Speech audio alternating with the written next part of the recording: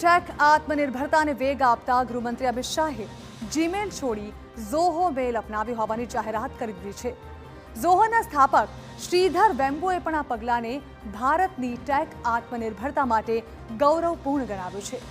ત્યારે હવે આપણે જોઈએ કે જેમ શાહે જીમેલથી ઝોહો પર સ્વિચ કર્યું છે, એમ તમારે પણ સ્વદેશી મેલ ઝોહો પર સ્વિચ કરવું હોય તો કેવી રીતે કરી શકાય, એની સ્ટેપ બાય સ્ટેપ વિગતો ગ્રાફિક્સથી સરળતાથી સમજીએ. તો સૌથી પહેલાં તમને જણાવીએ કે આખરે જીમેલથી તમારે ઝોહો પર હવે સ્વિચ થવું છે તો તે કેવી રીતે થઈ શકાય. સૌથી પહેલું પગલું હશે સાઇનઅપનું. તે તમારે કેવી રીતે કરવું, તો ત્યારે સૌથી પહેલાં તમારે ઝોહો મેલ સાઇટ પર જવાનું છે.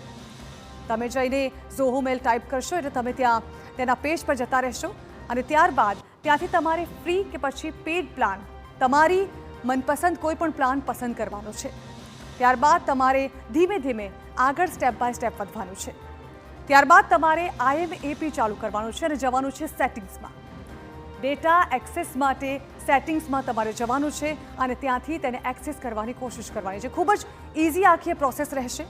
ડેટા એક્સેસ માટે તમારે સેટિંગ્સમાં જવાનું છે. ત્યારબાદ ડેટા ઇમ્પોર્ટ માટે ઝોહો માઇગ્રેશન વિઝાર્ડનો ઉપયોગ કરવાનો છે. તમારે જીમેલમાંથી ઝોહોમાં સ્વિચ કરવાનું છે, એટલે આ કેટલાક સ્ટેપ્સ તમારે અનુસરવા પડશે. ઈમેલ, ફોલ્ડર્સ તેને ટ્રાન્સફર કરવાના છે. તમારો જે પણ ડેટા છે તેને સૌથી પહેલાં તમારે ટ્રાન્સફર કરવાનો છે.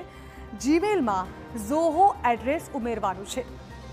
ત્યારબાદ તમે જીમેલમાંથી ધીમે ધીમે ઝોહો તરફ સ્વિચ થશો.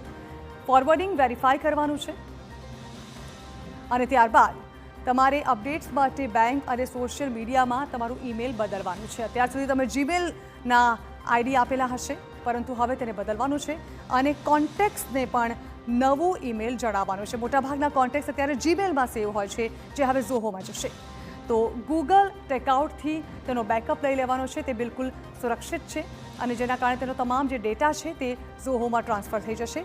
ઝોહોમાં 2FA સિગ્નેચર સેટ કરવાના છે અને બસ તમારું ઝોહો મેલ આઈડી બની ગયું છે, રેડી છે તમારા યુઝ કરવા માટે.